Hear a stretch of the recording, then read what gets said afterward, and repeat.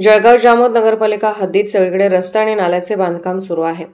नाल्याचे किंवा रस्त्याचे बांधकाम करीत असताना संबंधित ठेकेदार हे आपले कामकाज व्यवस्थितरित्या पार पाडित नसल्याने विकासाच्या नावाखाली नागरिकांना अनेक समस्येला सामोरे जावे लागत आहे।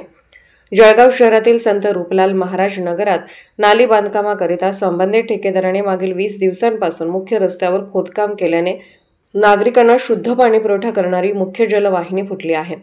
ठेकेदार आणि प्राधिकरण विभागाच्या कर्मचाऱ्यांनी थातुरमातुर जोडकाम करून नागरिकांना दिलासा देण्याचा प्रयत्न केला, परंतु लिकेज व्यवस्थित न झाल्याने नाल्यातील सांडपाणी पाईपलाईनमध्ये जात असल्याने नळाद्वारे मागील 20 दिवसांपासून या भागात दूषित पाणी पुरवठा होत असल्याने संत रूपलाल नगरमधील नागरिकांचे आरोग्य धोक्यात आले आहे। एवढे दिवस उलटून सुद्धा संबंधित ठेकेदार, नगरपालिका प्रशासन किंवा प्राधिकरण विभाग हे ठोस पावले उचलून नागरिकांच्या आरोग्याकरिता पुढाकार घेत नसल्याचे परिसरातील नागरिकांकडून आरोप होत आहेत। हॅलो, हे पाणी 15 दिवस झाले नाली खंदेला आहे। 15 दिवसापासून आम्हाला प्यायला पाणी भेटून नाही राहिलं। सगळे किडे झाले अटी आणि तेच पाणी आम्हाला प्यायला लागून राहिलं। तुम्ही नगरपालिकेला या संदर्भात माहिती दिली काय? नाही, हे दूषित पाणी पुरवठा होऊ राहिला नळाले? नाही तर काय, तर कोणी स्क्रीन नाही आलं ते पाणी।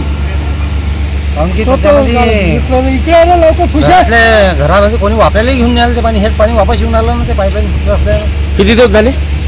15 दिवस झाले। 15 दिवस 15 दिवस पासून 15 दिवस झाले जसे पाणी पिऊन राहिलं। ह्याच्यामध्ये कमीत कमी सध्या लहान मोठे मुलं म्हणतात बाहेर घ्या, तर पेशंट समजा सध्या भरती आहेत। लागलं तर तुम्ही लागलं तर केदार डॉक्टरला विचारून घ्या।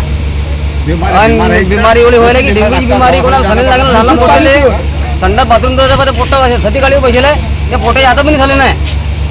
म्हणजे हे चालू पाण्याला खूप बिमारी होऊन आली। किती हे करा तुम्ही, ते पाणी लागलं निघून आले पाण्याचे